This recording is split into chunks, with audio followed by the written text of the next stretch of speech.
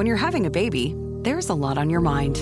At Northwell's Staten Island University Hospital, you can rest easy with our reimagined labor and delivery experience.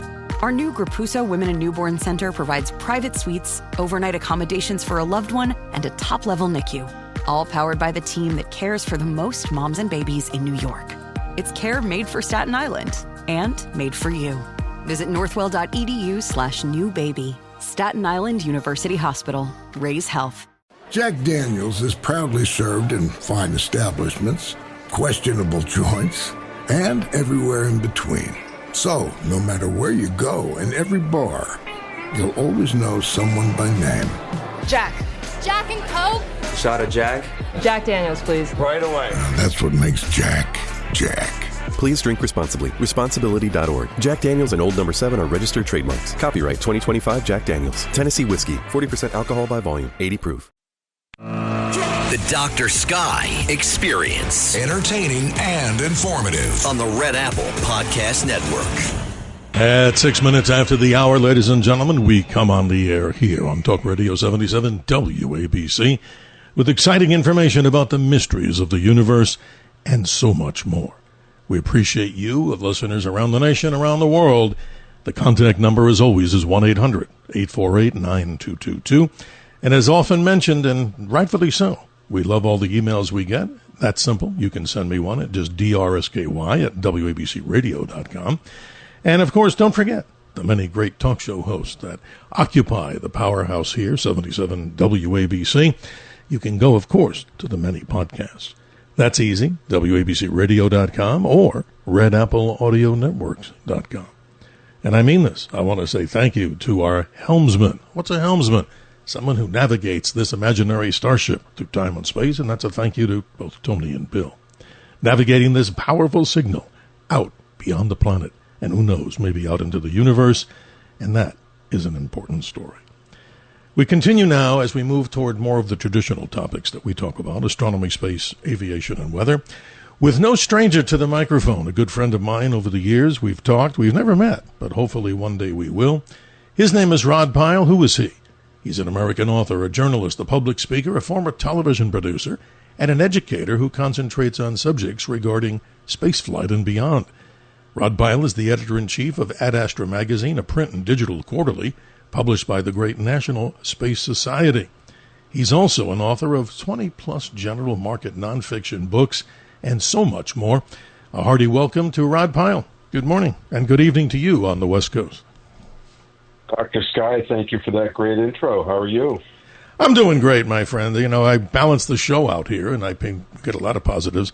We talk about American exceptionalism, we talk with celebrity guests, and we also talk with great guys like yourself who talk about these things, a published author.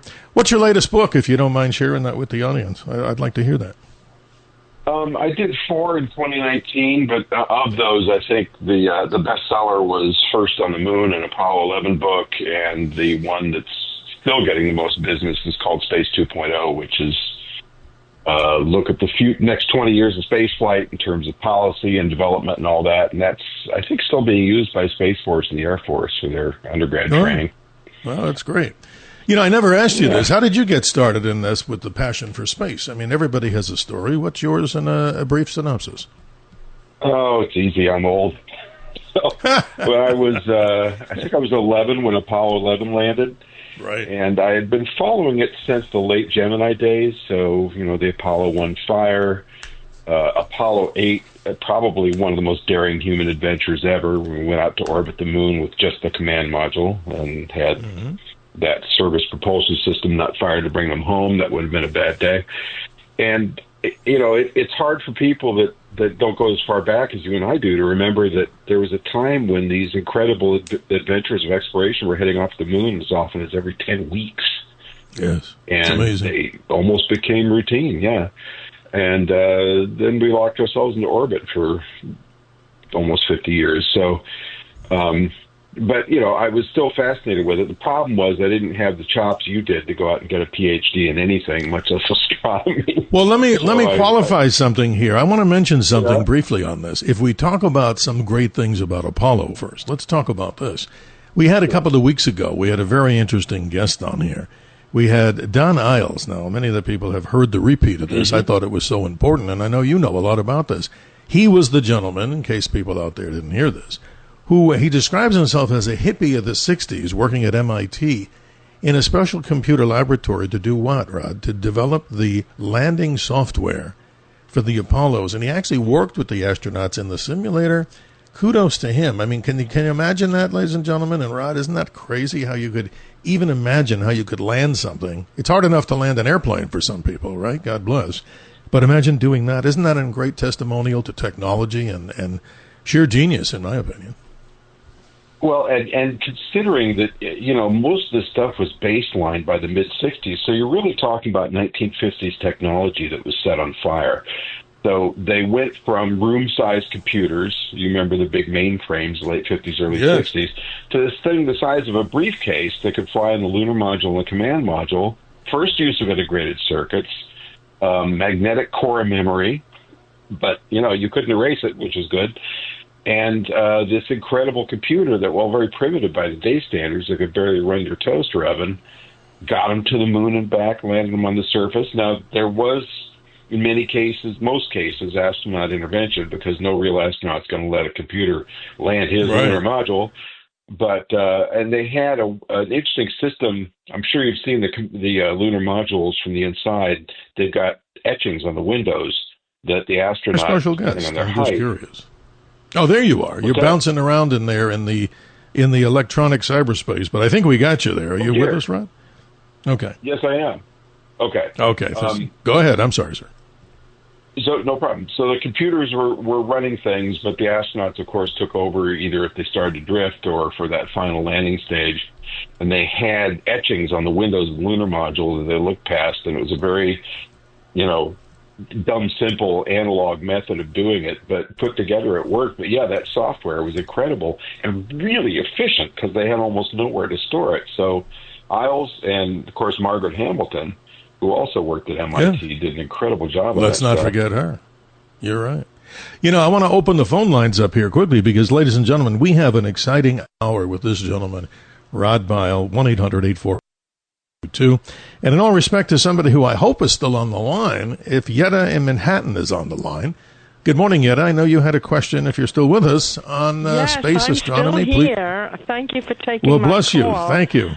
Thanks for your patience. I have a question for Dr. Sky. Now, I do live in Manhattan, and as everybody knows, in Manhattan, you can't see stars because of light pollution. However, there is one place where I go because I have a car and I can drive down, and I do like to try to see stars. So I drive down Battery Park. Now, when I go down there, if it's a clear night, I have to sort of park my car, and then I have to look all the way up, like my head almost has to go back at a 90-degree angle to my body, straight up.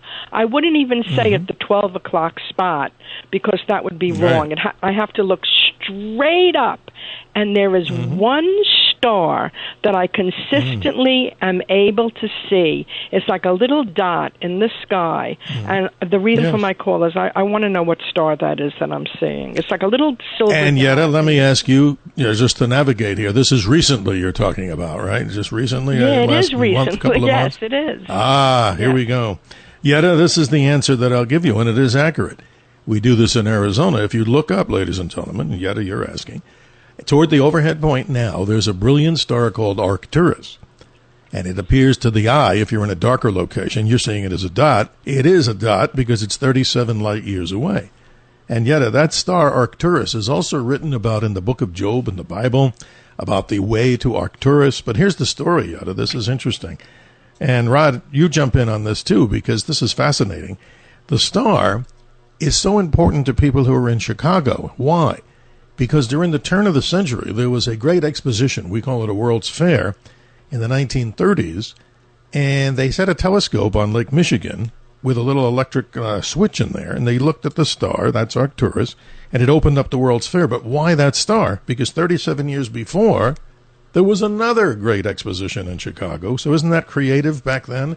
I envy them, Yetta, because that's the days of Art Deco, and that whole exposition World's Fair was literally out of this world. Rod Pyle, any comment on that, too, for Yetta? I mean, it's an interesting star. It's Arcturus, and it's nearly overhead during these times of the year. No, actually, you're educating me with this World's Fair stuff. I think it's fascinating, and I do wish I had been around back then because those were truly days of style and grace. And the only thing I remember about Arcturus, wasn't there, you've given planetarium shows over the years, right?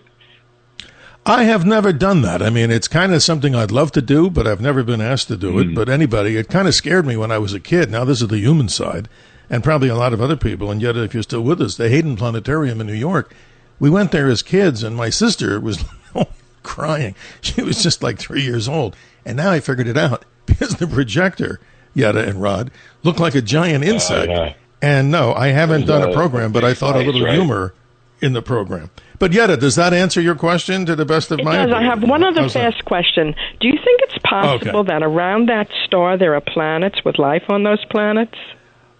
I don't know, but Rod and I are going to get into all these great subjects. But the simple answer, Yetta, is this. More and more we're finding out that these particular stars have binary companions and maybe are planetary objects.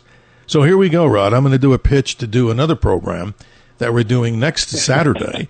We're going to be doing this. The name I'm not going to announce yet. It's a gentleman who works for JPL, and he happens to have a discovery, Yetta, you'll love this, around Betelgeuse. The name is funny, right? Not the movie with Michael Keaton, but the star, the supergiant. They now discovered a companion star to it, and it maybe gives more credence that there's planetary objects around that. So, Yetta, I would imagine Arcturus is an older star, and it's on its way out, but it's so massive. Here's the description.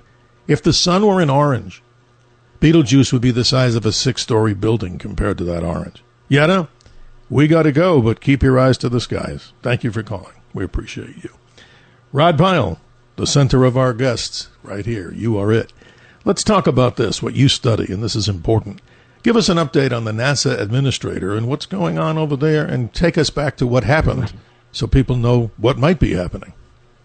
Oh, dear. So whenever a new presidential administration comes in, when we switch parties, we get a new NASA administrator. It's just how it's always been done. Now, in the past, whenever we switched parties, when presidential administrations switched from Democrat to Republican or vice versa, programs tended to get canceled. Things got shuffled around. It's very counterproductive. China doesn't have this problem, which is why they're moving so quickly these days. But interestingly, in 2016, when Trump came in, he started the Artemis program to get back to the moon. And a lot of us went, yay, let's go. Then Biden came into office in 2020, and that was the first time in my life that I saw a presidential administration basically just say, fine, keep going. Didn't change much of anything. Little things here and there, but they left Artemis alone. So Artemis keeps trundling along. Then Trump comes back in 24. The current then NASA administrator resigns, as they do. And what normally happens is within a few months, you get a new administrator. Well, they were going to bring in Jared Isaacman, who is famous for being the private astronaut that flew up into orbit with a crew of 4 and then flew way out into a much higher orbit in his second flight called Polaris. And did the first private spacewalk and, broke altitude records and all that kind of stuff. He's one of those guys. Very amazing, famous, friend of Elon Musk. Mm-hmm. Yeah. But a few weeks after he was nominated and went through the grinder of the congressional hearings, it did well, by all appearances did just great. Suddenly, so I was actually sitting with a former Apollo flight director that Saturday having lunch. And I got a ping on my phone telling me that Jared Isaacman's nomination had been pulled by President Trump. And I looked up and I said, "Do you hear this?" And he said, "No." And I told him, and his face kind of drained of color. And he said, "They're ruining something beautiful we created." And I thought, oh, that's very, very deep. But so Isaacman's out. We now have an interim administrator named Sean Duffy, who also runs the Department of Transportation. So either of those are full-time jobs. He's going to try. Oh, I didn't know that. Wow, I didn't know that Sean Duffy's now. He's the acting, right? He's the acting for now? He's the acting. And how long? But that could go on for a year. We just don't know because what's gone before is not what's happening anymore in any sense. So we'll see. He's got a lot to do. DOT oversees the FAA. They're in a bit of disarray. NASA's in disarray. In the first part of this year, we've already lost about 4,000 senior people who decided to take early retirement or just quit because they couldn't deal with what's going on. And the big story here is that the Trump administration wants to cut about 25% of NASA budget. I see. Right. Within that, half the science budget, mostly astrophysics, heliophysics, and climate science. So the House and Senate are pushing back on this, but it's a very confusing time for people. Well, Rod, let me ask you this. Your opinion on why the president might have, or is there speculation? I mean, speculation is not a good way, but is there any definitive that people now know, or has the president given a reason for the removal of that nomination? Any info? The reason given by the White House, reasons kind of shoot out of the White House like fireballs, depending on what's going on. The reason it was given most quickly was that they discovered that Jared Isaacman had made donations to the Democratic Party. Oh, that had been disclosed 6 months previous, and had certainly been dug up, so it was just a cover for something else. That was, of course, the same time that Elon Musk and Trump had their big meltdown, so we think it was probably basically that Jared totally was incredible by Musk's removal. Totally amazing. Let's go to the callers. I'm not to cut you short. Let's go to the callers and try to cram as many people. And I say the cram in a good way with an honor. Let's say good morning if Ted's with us in Forest Hills. You're on with Rod Pyle. How are you? Michael in New Jersey. Excuse me. Good morning, Michael. You're on with our good friend Rod Pyle. How are you? Okay. Good to talk to you. Thank you. Two interesting things to say. One is my father's brother was the countdown man at the beginning. Of which mission? I didn't hear you. I'm sorry. Go ahead. He was down in Florida. He's still alive. Oh. He's in his 90s. And when I was a kid, like you, I went to the Hayden Planetarium, and it actually made me very interested in the stars. When I was 11, we rented out some space in the country, and I lie down to see the stars. And 6 lights, I can't even imagine the speed. They weren't like shooting stars. They kept going back and forth from one hemisphere to the other, and there were 6 of them back and forth when I was age 11. Yeah. I think there must have been UFOs, is what I'm saying. Right, and there's memorable things like this. We never lose them in our mind, right? We always remember these things, and we have no idea. You very well could have seen, well, obviously you saw something you didn't know, thus the UFO. Interesting. Rod, commentary? Well, the closest experience I've had to that was 1966, the Leonids. I happened to be out in my backyard in Pasadena when that amazing shower happened. And you saw that? You saw that? I saw it. Rod. The sky opened up, and it looked like an angry God was pouring salt. Oh, my goodness. You know, Rod, I like you more, and obviously all the callers that described these unknown things. But let me say this to everybody who's listening out there. It is alleged, and you jump on this, too, if you have more data, that I was in New York City, proud to be there, and I remember that night, and I looked. My parents, we were on top of a big building in Jackson Heights, Queens, and we saw something. But, ladies and gentlemen, at around 5:40 Pacific Daylight Time, at Kitt Peak, the observatory in southern Arizona, now this is not made up, look it up, folks, there were allegedly around 5:40 in the morning, so many meteors pouring out of the sky from Leo, the origin point of Leonids. Rod, they were saying that there was like 500,000 meteors an hour. Could you imagine? Similar to what Abraham Lincoln supposedly saw in 1833. So what say you on that? I mean, you saw that. That's incredible. How many did you see? I mean, was it like that great, like I described, or no? Well, so I was in northeast Los Angeles, so even then, of course, there was light pollution and smog and all that. But it was enough to be terrifying, and I ran in and told my parents that the sky was on fire, and they said, "That's nice, honey," and went back to sleep. So I went back out, and by that time, it had sort of calmed down. But it was one of those it was like a solar eclipse. It's one of those life-changing moments, Yeah, it's amazing. A few of us are very fortunate to have. Wow. I'm honored that you're telling me that because I missed it because I was in bright lights, but what the heck? So were a lot of people. But if you're still on the line, did we answer your question or respond to it? Go ahead. I was going to say one more thing. Please. And what's your name? I'm sorry. I didn't even get your name. Michael. What's your name? Michael. What is it? Michael. Oh, okay. Michael, thank you. Sorry. It was 1957.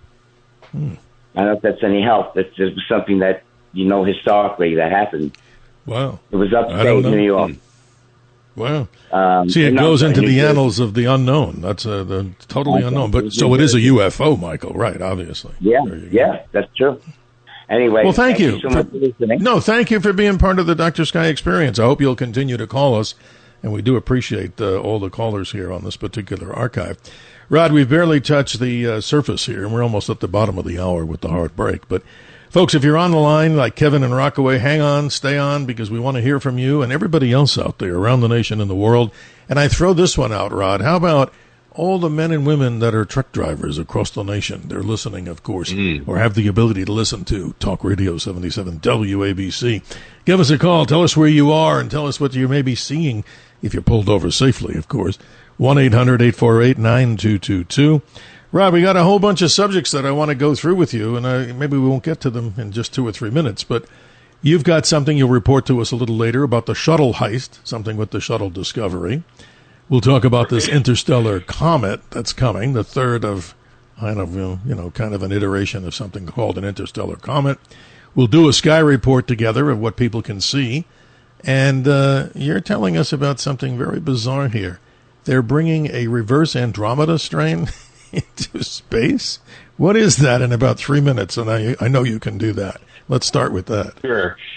I was feeling a little bit of moxie when I made that headline, but basically they're sending some bacteria that are known to be infectious to human beings, E. coli, salmonella, 2 types of salmonella, up to the International Space Station, with the idea being that they'll grow them there, let them breed, and then freeze them and send them back to Earth, because what we're discovering, both with plants and bacteria, is that if plants germinate or bacteria divide in 0G, it changes their gene expression. In the case of plants, it made a much hardier species of wheat that could grow in a wider range of temperatures and so forth. This is during shuttle days. With bacteria, it appears to make them less resistant to antibiotics than they have been becoming. Yeah. So the hope is that they can figure out how to help astronauts stay healthy because their immune systems degrade over time at 0G, and B, help figure out how to make better antibiotics to address these things that are becoming problematic. Yeah, that's amazing. And we also understood, I don't know, we've only got about a minute here, but the Tiangong, I watch it here. I just watched it last night in Phoenix. I've watched it a few nights before. And everybody, if you want, we'll do a little preliminary sky report here. Go to heavens-above.com, heavens-above.com. Plug your city in, no matter where you are in the world, and you'll get a listing of all, what's on a menu of what satellites are visible. And that, I understood, is what? They also had some sort of bacteria that they found? They didn't bring it there. Am I right, Rod? They found the bacteria? Yeah, they found something growing, and I don't know that they ever determined exactly how it got there, but they were a little nonplussed about that. It's like there's bacteria in the space station. And I think it was on the outside, which is the weirdest part, because you don't expect that. Now it's getting sci-fi-like in space. You know what, folks? More with our special guest, Rod Pyle. You can check him out. Rod, what's your website so people know just quickly before we go to the break? To tell us how people get in touch with you. My personal website is pylebooks.com, and the group I work with is the National Space Society at nss.org. Very nice. We're coming up on that hard break. And here we go, ladies and gentlemen. If you're still in the queue, like Kevin in Rockaway Beach, hang on with us. 1-800-848-9222. We got a plethora of subjects to talk about. We'll do a little sky report later of something that I want to bring up to Rod and everybody out there that you have, if you have a telescope, a very rare thing that you can see coming up early on the morning of the 3rd. So we'll be right back with you, the callers on the Dr. Sky Experience, and our great guest, Rod Pyle. The Dr. Sky Experience on the Red Apple Podcast Network.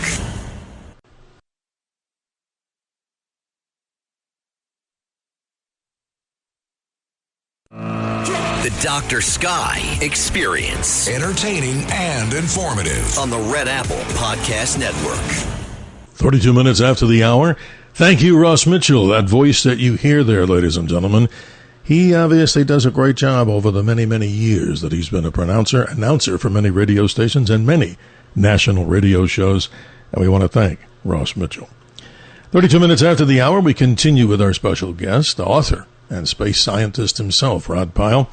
Rod, this is fascinating, these topics that we're going to jump into here. So one of the ones I'd like to ask you about here is this interstellar comet discovery. Describe to us what it is, because this story is really kind of something that people should be watching with great interest or looking at, because for the first time, this is the third object coming from another star system, they say. Isn't that correct?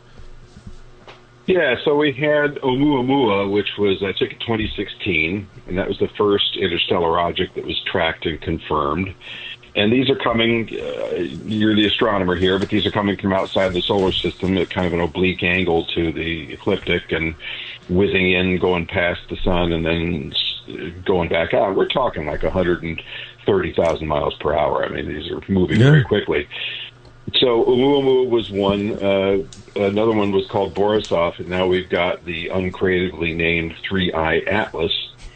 And this one, the bulk of the astronomers looking at it are saying it's a very large comet, like a 15-mile diameter comet at its widest, probably 3 or 4 billion years older than the solar system, but a comet. But what, of course, makes this story interesting for us is Avi Loeb at Harvard, who was formerly the chair of the astronomy department there, and now going back to professoring. Yeah. And I worked with him very briefly in 2015. I was writing for Caltech, and we were batting an article back and forth. Nice guy, brilliant guy, really knows his stuff. But he is fairly convinced that these extrasolar objects are possibly of artificial origin. So he thought that about Oumuamua. Yes, because it sped up as it was leaving the sun, and of course, a lot of people said, "Look, ice melted, and it was probably a gas jet." Then, as I'm sure you've read, he chartered a ship to go to the coast of New Guinea because the Air Force thought they had tracked an object that may have been from interstellar origins that crashed into the water. Found some little spherical nuggets of metal, and in a very uncharacteristically scientific way, announced within a day at a press conference that he felt these were of interstellar origin and made by intelligent beings as part of their technology. Now, an awful lot of astronomers, smart guys like you, said, when a meteor comes in and it's metallic and it melts, it tends to go into little teardrop shapes or little spheres. So the community pushes back. So once again, with the announcement of 3I Atlas, Loeb came out and said not only does he think, and I think Harvard may have put some pressure on him, because he said, I just want people to consider this. So it wasn't as strong an assertion as before. Right. But he said that we think it could be artificial and possibly from bad aliens. Like this could be a probe as a prelude to invasion. So he's sort of talking about, well, how he put it was a hostile alien probe, citing the dark forest hypothesis, which is that the reason we don't hear from alien civilizations is because they're smart enough to be hiding from the bad guys. So it's getting weird, and most of the scientific community are using phrases like "this is nonsense on stilts" and insulting. But you got to give Loeb credit for. Well, let's put it this way, Rod. Let's put it this way. Opening our minds about mysteries. I think I respect him, and let me say this: for people who don't know about Oumuamua, we had Dr. Robert Wyrick who discovered it in Hawaii, back as you described. And one of the new theories is this pancake shake thing that's leaving the solar system. People are saying, well, it was accelerating. And one of the science theories came up as this: frozen hydrogen could have vented some kind of gas to push it into space. That is a very, very strange scenario. But you know what? On this radio show, the callers rule, as they always will. And if you're there, good morning to Kevin in Rockaway Beach. How are you this morning? You're on with Rod Pyle. Good morning. No Kevin in Rockaway Beach. Going once, going twice. Yes, Kevin. Good morning. How you doing? Good morning. Good. You got in on the going twice. Go ahead, sir. Yes. Thank you very much for taking my call. And you guys do a great job. You learn so much. I didn't really have a deep question that's common. It's really two questions. One is about the sun, basically. Like, how long do you think the sun? I know no one has a direct answer, but like, how long do you think it'll last? And is there any alternative? Are we thinking about any alternative at all? And two is about the government. If there are UFOs and the government has them, how come they don't expose it to the public? You know, Kevin, I really appreciate these questions. Rod, why don't I jump on the sun one, and then I'm going to give you the floor on the second one. The sun, obviously, Kevin, is supposed to last for 4 billion years, and that's what they're telling us. But imagine if you got the fuel bill from the sun every second. Imagine this, folks. This is crazy. About 850 million tons of hydrogen, it's more than I can afford, is transferred in fusion into like 440 million tons of helium. So I think, Kevin, I think that one we don't have to worry about anytime soon unless the sun has its own type of a heart attack syndrome, which means a whole thing would just collapse into a supernova. Hardly. But Rod, why don't you go on the second one? I thought that's more appropriate for you in the space realm. Go ahead. So this is the aliens question, right? Yeah. Go ahead. Yeah. So I'm sure you saw the same report. Something was recently published about government activities in the 40s and early 50s around Area 51, deliberately planting stories that led up to this alien mania that took us over from the late 50s, 60s, 70s, 80s. Because it would mislead people from figuring out what military activity was going on there. Yeah. Now, this is either a breakthrough or a very convenient way to cover up what might really be there. Of course, we don't know. Then you've got all the people that came forth and did testimony over the last number of years. You know, the people that were running the program inside the Pentagon and various military folks. That was pretty compelling, but when you start looking at the transcripts, and of course this caused both the military and NASA to set up study groups, and they just didn't find very much. And the problem I had with the transcripts was an awful lot of the testimony was I heard and a friend told me and so forth. And the only direct testimony was coming from people of slightly wobbly character. Mm-hmm. So to me, it's still just kind of a big question mark. You know, I want to have an open mind about it. I think the biggest question I have about aliens visiting Earth is if they're smart enough and advanced enough to cross light years at a wink of an eye, because, you know, you have to. They're not going to come here to generate ships. Right. Why do they keep slamming into Earth? You know, figure out how to put on the brakes. So honestly, you know, given what we suspect about dimensional movement and all that, I would expect them to step out of my closet more than to arrive here in a big machine. Honestly, there you go. Kevin in Rockaway Beach. Hopefully, we've answered your questions, but you get the last word if you're still with us. No, thank you very much. That was a great answer. Thank you very much.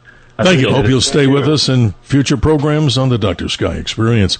You know, this is interesting. I want to do a quick Sky report for the audience out there, and I just want to mention, as we move into, August 1, August 2 now, for many listeners here in this particular time zone. Very interesting. The moon's out there right now, at least if you see it into the early morning, whatever's left before it sets, it's first quarter. Then we got a gibbous moon, which means it's like an egg shape. And then the full moon coming up on the 9th is an interesting one because it's good and not so good. The good is it's the full sturgeon moon, another beautiful full moon, but it's going to ruin, that's a kind of a broad-based word, the Perseid meteor shower in a way, which is one of the best meteor showers of all. So here's the trick. If listeners, Rod, go out and look into the northeast sky, let's say now into sunrise when the moon set, you'll see some early Perseids coming out of the northeast sky, and as the constellation Perseus rises. Last quarter moon on the 16th, and new moon, I love that time, the dark of the moon. The Milky Way is at its splendor, looking south at sunset by then. But here's the big one. If you're a telescope user out there, I'm going to try this myself. Take a look at this. Saturn, the planet, will be rising. You can see it in the southeast sky. I'm looking out here right now, and it's going to be rising just here in Phoenix. But Saturn will have something weird happening to it. The largest moon in the solar system that has an atmosphere is called Titan. And it's going to cast its shadow on the big ball of Saturn. Now, some people may say, wow, why is that important? Because it doesn't really happen that often. So here's the times. August 3rd, the morning of, 2:25 a.m. Eastern Daylight Time. If you have a powerful enough telescope, 200 power or more, Look at the ball of Saturn. The rings are hardly visible. You see a black spot moving across. Mid-transit will occur at 4:30 a.m. Eastern Daylight Time on the 3rd, and then for us in the Pacific Time Zone, about 1:30 in the morning Pacific Daylight Time. Fascinating stuff as we talk, Rod. This is amazing stuff that people can see. But hey, I'm so honored and enamored that you told me you saw the Great Leonid shower. I can't get that out of my head. In '66, I wish I saw the big pouring of meteors. But you never know, right, Rod, with these meteor showers. Some can be good, and I get a lot of nasty emails sent to me saying, Dr. Sky, you told me to go out and look, and I saw 2 meteors. I'll never talk to you again. And I said, look, no guarantee. I gave that, kind of a safety warning ahead of time. And somebody actually said, and I'm not trying to make fun of them, are these meteor showers dangerous that I need to protect myself as they're coming through? No, they're just so small, and it's just a nice light show. So, Rod, we got 2 minutes. We got another break, so take it from here. Go ahead and carry on because we got so much to talk about, and we're so honored to have you. Well, so I guess I have a question for you. My understanding of a shower like the Perseids, or any meteor shower really, is that it's kind of the luck of the draw depending on what part of the basically orbital gravel bank we passed through that was left behind by these comets, right? You're right. Absolutely. And some of them, there's a gentleman named Dr. Peter Jenniskens. If you look him up, a Dutch gentleman, very interesting. He sent me a book, which I'll never get rid of. It's about, it weighs about 10 pounds. And he's one of the meteor experts in the world, and he says he studies these so much. I never knew there were that many meteor showers. But you're right. They come from the tailpipe, making it simple. It's like they back into your car putting out carbon monoxide. In this case, the comet, use it like a tailpipe, is spitting out debris, little particles, some big, some small, maybe the size of beach sand, all the way up to little gravel. And I forget the one cereal that I don't like that looks Post Grape Nuts. I'm sorry, not to make fun of Post Grape Nuts, but they look just like Post Grape Nuts. About that's an average size of some of these meteors. But you know what? Ladies and gentlemen, if you're still on the line, like Robert in Philadelphia and anybody else that wants to chime in, we're at 1-800-848-9222. Here at your service with great guests like Rod Pyle, a great author, ladies and gentlemen. He'll tell us before the hour's out how you can get in touch with him and his books. But for now, we'll be right back on the Dr. Sky Experience. The Dr. Sky Experience on the Red Apple Podcast Network.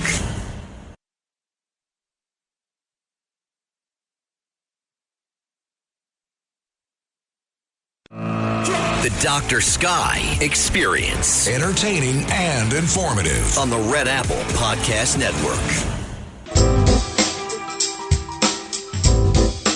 Hi, this is Dionne Warwick, and what the world needs now is love, sweet love. And you're listening to the Dr. Sky Show. 46 minutes after the hour. Thank you, Dionne. You say it so beautifully. What the world needs now is love, sweet love. As we continue to the top of the hour, let's go to the callers. And we have our very special guest, Rod Pyle, writes great books, talks about great things. And let's say good morning to Robert, patiently waiting in Philadelphia. Good morning, Robert. How are you this morning? Hi, Dr. Cates, Rod. It's good to talk to you guys today.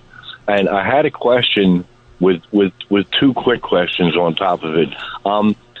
Now, our solar system, or more apt, the spur between the galactic arms that we sit on, does that waver up and above and below the galactic plane? And if it does do that in like a 26,000-year cycle, where it would start and go up and then down through the galactic plane and then back up through the galactic plane? Wow. And Robert, that's good. Go ahead. I'm sorry. If that's the case, I understand that we're in that phase right now where we're going through the galactic plane, and would that make us more susceptible to interstellar asteroids and comets hitting us? Wow. Robert, you bring up some really... What a smart question. I'm telling you, he should write a book himself. That's amazing. But, Rod, why don't you take that one, and then I'll jump in later, because this is a multi-faceted answer that we'll give here. Go ahead. Well, I don't really know. I mean, that's astrophysics, and as I was alluding to earlier, we were talking about interest in space. I was an astronomy major at UCLA just long enough to discover that the differential equations thought it's to solve problems different than I thought the way it's to solve problems. And here it is in a nutshell, Robert. I mean, this is just, I don't know everything. I mean, this is just something that if you look it up, it's really simple. And Robert, this is a great commentary that you're bringing, dialogue. The Milky Way, if they say allegedly 150,000 light years, maybe 100,000 light years wide, the plane of the Milky Way, if you look at it, the extent of that is about maybe 6,000 light years. Some say maybe more. Maybe this is a number somebody take me to task on. So it's a rather thin up and down. But the problematic thing is, as we move through that plane, we're in the Orion Arm, one of the big spirals. That means every 260 million years, our little dot, the sun, takes a circle around that big pinwheel. Like we talk about the Earth going around the sun in a year. That's the galactic year. But you may be right on this, and I don't know this. I don't think anybody knows it. As we oscillate through that plane, the thinner part, if you looked at it sideways, we may be moving into denser particle fields. We don't know that. So, Robert, that's an interesting question. We don't even know, to be honest with everybody, and there's no other way, the real true extent of how the Milky Way shape is because we live in it. Some say we're a barred spiral, meaning a spiral that has arms in the center, like two long sticks that come out of it. But that's a great one, Robert. Any follow-up? I mean, you bring up some good points. Yeah, it just occurs to me that since the beginning of the dinosaurs, we've only gone around the center of the galaxy once. I mean, That's incredible. But my final question is, if it's true that we have these 26,000-year cycles, could somebody please explain to me how the Mayans knew that? You guys have a great weekend, okay? No, thank you, Robert. Always intuitive and very interesting dialogue. Rod, I don't know. I mean, I'm just saying we go through this precession thing every 26,000 years where the pole points out different stars. But you take this. I mean, this is interesting. There's great mysteries out there that nobody really knows, and it's really kind of weird. I have this little bone to pick with some journalists, and no, not by name. We have too many times, this is an interesting thing for you to comment on, we hear only stories about repetitive asteroids that are coming near the Earth. Some the size of an aircraft carrier, the size of the Empire State Building, and the ludicrous one, what did I say last time? 4 times the height of Taylor Swift. Now, give me a break. And they're nowhere near going to hit us. I mean, I'm off on a tangent, but respond to what we were talking about before. You have great wealth of knowledge on this. Well, no, but that's a really good point. They come up, for one thing, they come up with these ludicrous types of measurements. It's like when NASA was talking about, how many elephants worth of thrust was coming out of the SLS or something. And I thought, who thought this up? I want to be in that press room and give them a spanking. So when it comes to these asteroids, these near-Earth objects, and hopefully we'll be seeing a lot more of them when the NEO Surveyor goes up in a bit. It sets into panic, and of course the media. I mean, I love the media. I'm part of the media, but it drives me nuts when, as they have to survive, they come up with these clickbait titles. Oh, it's this percentage chance, and they interpret it in such a way that it sounds as horrible as possible. And as I don't need to tell you, when JPL or whoever cites these things and starts doing the math, over the course of days and weeks, the number that would lead us to believe the percentage of potential for impact goes up, and then it always comes down again to the point that in the case of what's the one that's coming into 2029. No, you bring up a good point. Maybe, on a lighter note, Rod, maybe there's too many mushrooms in the press conference, but I preferred mine sauteed with a good, medium rare steak, not to be ludicrous here at this late hour or early morning. But here, let's talk about this because the clock's going to run out here, and I appreciate everybody who calls this archive. So many great guests and so many great callers. Boy, I'll tell you, there's a lot of intellect out there, and that's why we like dialogue. But here we go. Asteroid 2024 YR4. We heard the news media and legacy media from reliable sources, they say, had a 3-point-something% chance, or maybe a little higher, of striking the Earth. Get a load of this, folks. December 22nd, 2032. Now some speculation exists, and if it happens, I want to be out there with the telescope and let everybody watch it. Right. That could now, Rod, hit the moon, and it could be visible from Earth in all these scenarios. If it hit, we would see the most incredible meteor shower after that one. What do you say on that? That's bizarre. I say I'm traveling to wherever I can best see that, because that would be a nice other end of life coda to having seen the Leonids. Now, what we didn't see, because it never happened, was in the early 60s, when both the United States, late 50s, the United States and Soviet Union were lobbing nukes right and left in tests and throwing nuclear reactors in places where they shouldn't have been, wanted to detonate nuclear weapons on the moon so that we could show the other guys how tough we were. Unfortunately, the Russians had the big rockets, we had little puny ones, and their explosion would have been a lot bigger, but fortunately, we talked each other out of it, and it never happened. But that would have been a hell of a show. Yes, and I saw some guy at a space conference. He had a T-shirt that said "Nuke the Moon," and I never quite understood that. But I don't necessarily think I'm not a, explosives expert. But that may not be best for the health of the moon or for the Earth, right, Rod? That's not a good way to go out. There was a lot of Nuke Mars T-shirts around for a while, and that all started with Elon Musk talking about, hey, if you want to terraform Mars, just explode nuclear weapons at the poles, and it'll melt all the water, and you'll have a verdant atmosphere. And it's like, well, yeah, but we still don't have magnetic field, and all that moisture is going to escape in a couple of years, so try again. But he's still making the shirts. So, yeah, there you go. And they're selling out like hotcakes. Hey, Rod, you're our space expert. Talk to me about what's going on. People I get all the time. I do a lot of senior programs and young students and all this kind of stuff. And I don't always have the right answers, so I go to guys like yourself. What's going on with Starship and what's going to happen here? I mean, it's great to see the booster land and get the Jaws grabbing it.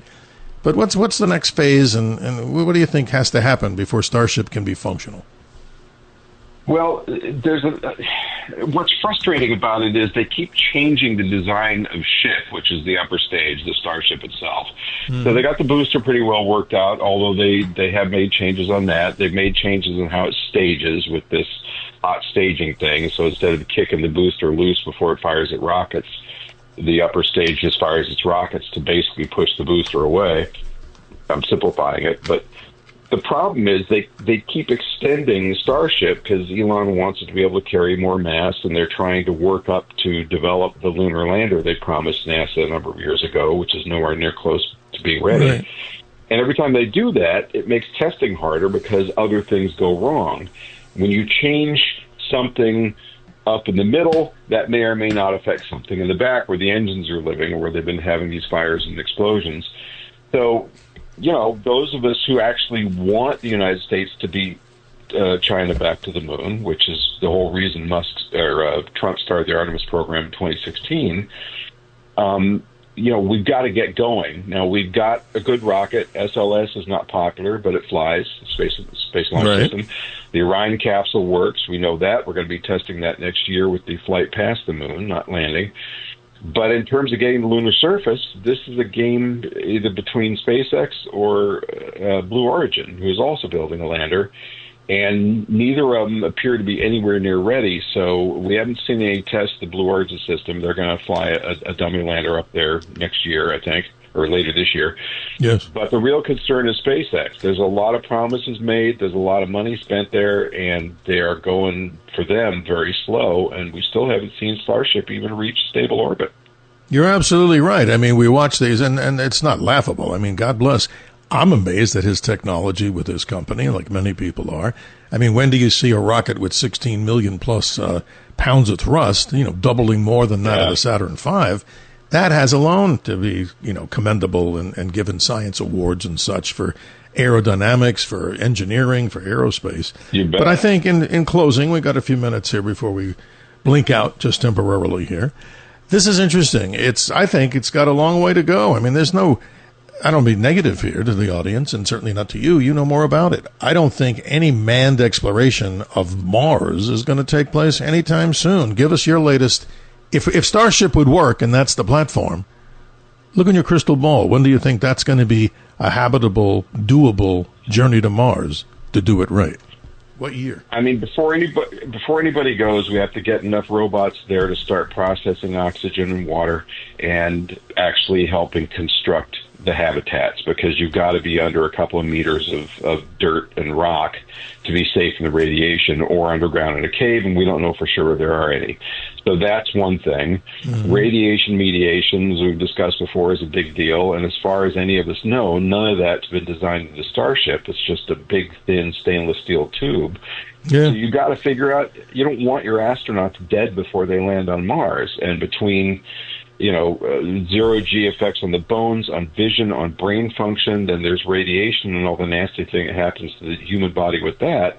Mm-hmm. The projections are that these guys are going to be in no shape to make a landing. It would have to be completely automatic, and once they're on the surface, it could take them a couple of months to be healthy enough to pursue what they've got to do to make a mission work. So there's a lot of stuff to work out. He tends to simplify it an awful lot in his speeches. I love the guy. I mean, he's revolutionized launch. He's carrying more than half the payloads in the planet Earth now. And if it wasn't for him, the U.S. would be launching about 5 or 6 things a year. But the Starship thing has got to get worked out pretty soon. And I just wish, for both him and Bezos, they'd put skin in the game.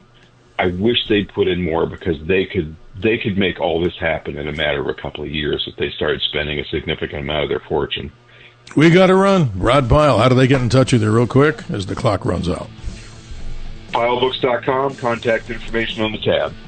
Always a pleasure, and thank you to our helmsmen as they navigate us through time and space. Stay tuned for the next iteration as we move on to Saturday morning Eastern Time, midnight to 2 a.m. Sunday morning Eastern Daylight Time. Always remember to keep your eyes to the skies. As we say, there are no tolls on this highway to the heavens. So explore it, ladies and gentlemen, and share this information with others so they can enjoy the splendors and universe and the mysteries of the universe. We'll see you soon. Thanks for listening to the Dr. Sky Experience. You can hear the Dr. Sky Experience Saturday mornings, midnight to 2 a.m. If you like the podcast, share it with your friends and listen anytime at WABCRadio.com and download the WABC Radio app. Hit that subscribe button on all major podcast platforms. Plus, follow WABC on social on Instagram, TikTok, Facebook, and X. See you next time for a new episode, so you never have to wonder, what the heck is going on here? When you're having a baby, there's a lot on your mind. At Northwell's Staten Island University Hospital, you can rest easy with our reimagined labor and delivery experience. Our new Grapuso Women and Newborn Center provides private suites, overnight accommodations for a loved one, and a top-level NICU.